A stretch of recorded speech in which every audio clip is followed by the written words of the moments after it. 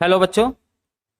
आज से हम लोग फिजिक्स का पहला चैप्टर स्टार्ट करेंगे। ठीक है, पहला चैप्टर हम लोग पढ़ेंगे एनसीईआरटी का। तो भाई पहला चैप्टर जैसा आपको पता है, पहला चैप्टर का नाम है वैद्युत आवेश और क्षेत्र। तो नाम भैया चैप्टर का क्या है? वैद्युत आवेश तथा क्षेत्र। ठीक है, इसको शुरू करने से पहले कुछ इंट्रोडक्शन हो जाए, कुछ परिचय वगैरह हो जाए। तो आज हम लोग स्टार्ट करेंगे परिचय से। बच्चों, जो हम लोग फिजिक्स पढ़ने वाले हैं ना, उसको कहते हैं इलेक्ट्रोमैग्नेटिज्म, वैद्युत चुंबकत्व। वैद्युत चुंबकत्व क्या कहते हैं इसको? वैद्युत चुंबकत्व। वैद्युत चुंबकत्व को दो भागों में बांटा गया। पहला भाग है स्थिर वैद्युतिकी और दूसरा भाग है बच्चों गतिक वैद्युतिकी। दो भागों में बांटा गया है, स्थिर वैद्युतिकी और गतिक वैद्युतिकी। अब स्थिर मतलब क्या होता है? रुका हुआ। अब वैद्युतिकी मतलब यहां से आवेश से ही तात्पर्य है स्थिर वैद्युतिकी में। तो स्थिर वैद्युतिकी में होता क्या है? हम लोग स्थिर आवेशों के गुणधर्म का अध्ययन करते हैं। किसका अध्ययन करते हैं? स्थिर आवेशों के गुणधर्म का अध्ययन करते हैं। ठीक है, लेकिन स्थिर आवेशों के साथ साथ कुछ ऐसे भी गतिमान आवेश होते हैं जिनका अध्ययन हम लोग स्थिर वैद्युतिकी में करते हैं। तो कौन से गतिमान आवेशों का अध्ययन हम लोग स्थिर वैद्युतिकी में करते हैं? तो ऐसे गतिमान आवेशों का अध्ययन हम स्थिर वैद्युतिकी में करते हैं जो बिना किसी स्रोत, जैसे बैटरी, सेल इत्यादि के गतिमान हो, उनका भी अध्ययन हम कहां करते हैं? स्थिर वैद्युतिकी में करते हैं।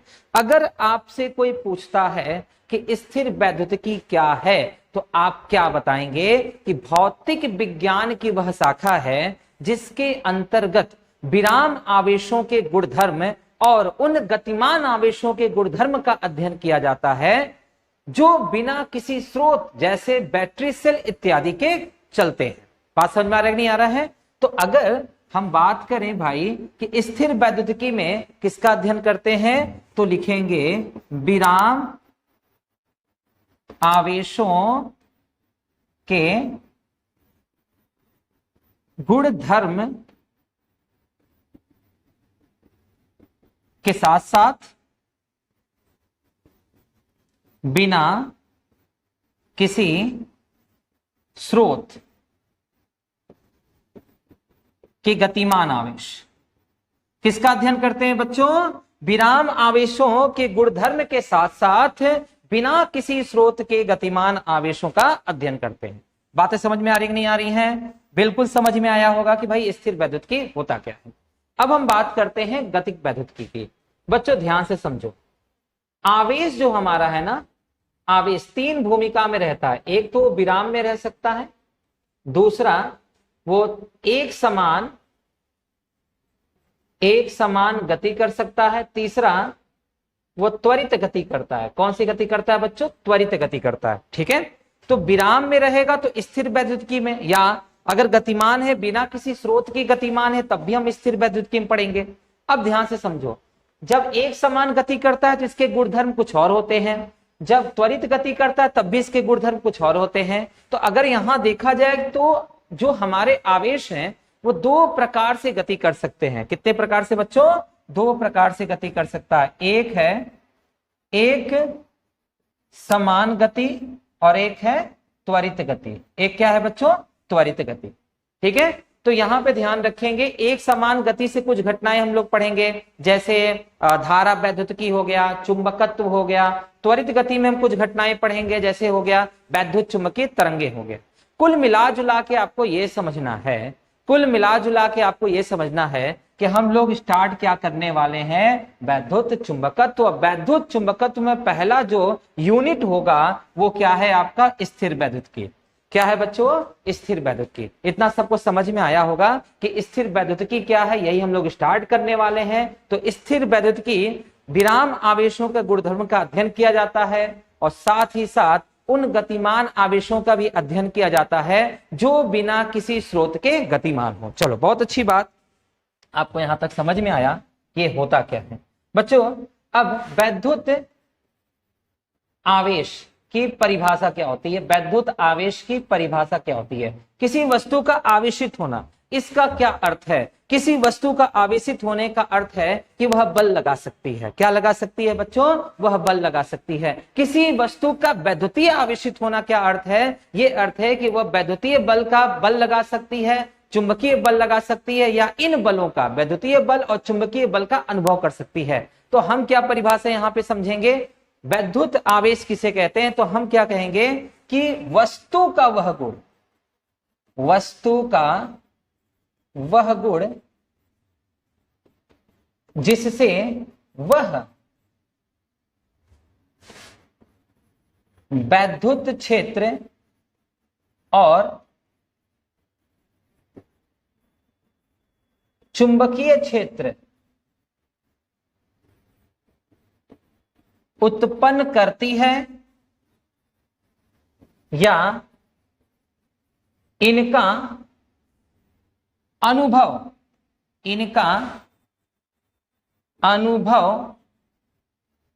करती है, वैद्युत आवेश कहलाता है। क्या कहलाता है बच्चों, वैद्युत आवेश कहलाता है। अर्थात अगर कोई पूछे कि वैद्युत आवेश क्या है, तो आपका आंसर होगा सर पदार्थ का वह गुण है, वस्तु का वह गुण है जिससे वह वैद्युत क्षेत्र उत्पन्न करती है, चुंबकीय क्षेत्र उत्पन्न करती है, या इन क्षेत्रों का अनुभव करती है। बात समझ में आया कि नहीं आया। वैद्युत आवेशित वस्तु वैद्युत क्षेत्र उत्पन्न कर सकती है, चुंबकीय क्षेत्र उत्पन्न कर सकती है, या इन क्षेत्रों का अनुभव कर सकती है। बात समझ में आया कि नहीं आया। चलिए इसके आगे बढ़ते हैं। एक वैज्ञानिक थे फ्रैंकलिन। कौन थे बच्चों, फ्रैंकलिन थे। एक वैज्ञानिक थे फ्रैंकलिन, ये विशेष चीज है, नोट। फ्रैंकलिन ने एक अध्ययन से आवेशों का नामकरण किया, एक अध्ययन से एक छोटा सा एक्सपेरिमेंट किया और उससे उनका नामकरण किया। आवेशों का जो नामकरण फ्रैंकलिन ने दिया था वो गणित विषय के आधार पर दिया था। आपको एनसीईआरटी में ये यहां पर एक पॉइंट मिलेगा कि आवेशों का नामकरण किस विषय के आधार पर दिया गया था, गणित विषय के आधार पर दिया था। और आवेशों का नामकरण किसने किया था, तो आवेशों का नामकरण किया था फ्रैंकलिन ने। आवेशों के नाम उन्होंने क्या रखा, एक धनावेश और एक ऋण आवेश रखा। ठीक है, तो अगर पूछा जाता है कि आवेश कितने प्रकार के होते हैं बच्चों, तो आवेश दो प्रकार के होते हैं। कितने प्रकार के होते हैं बच्चों, आवेश दो प्रकार के होते हैं। पहला धनावेश और दूसरा ऋणावेश। दो प्रकार के आवेश होते हैं, एक धनावेश और एक ऋणावेश। आवेशों का नामकरण किसने किया था बच्चों, तो आवेशों का नामकरण बेंजामिन फ्रैंकलिन ने किया था। गणित विषय के आधार पर इसका नाम धनावेश और ऋणावेश रखा। बात समझ में आ गई, धनावेश और ऋणावेश। ठीक है, अब देखो यहां पर आवेश का मात्रक क्या होता है, ध्यान से समझेंगे बच्चों हम लोग। आवेश का मात्रक क्या होता है, आवेश की मात्रक की बात करें तो आवेश का सीजीएस मात्रक, आवेश का बच्चों सीजीएस मात्रक, तो आवेश का सीजीएस मात्रक होता है स्टेट कूलाम। क्या होता है बच्चों, स्टेट कूलाम। फिर से ध्यान रखेंगे, आवेश का सीजीएस मात्रक बच्चों क्या होता है, स्टेट कूलाम, अथवा ईएसयू होता है। क्या होता है, ईएसयू, जिसको कहते हैं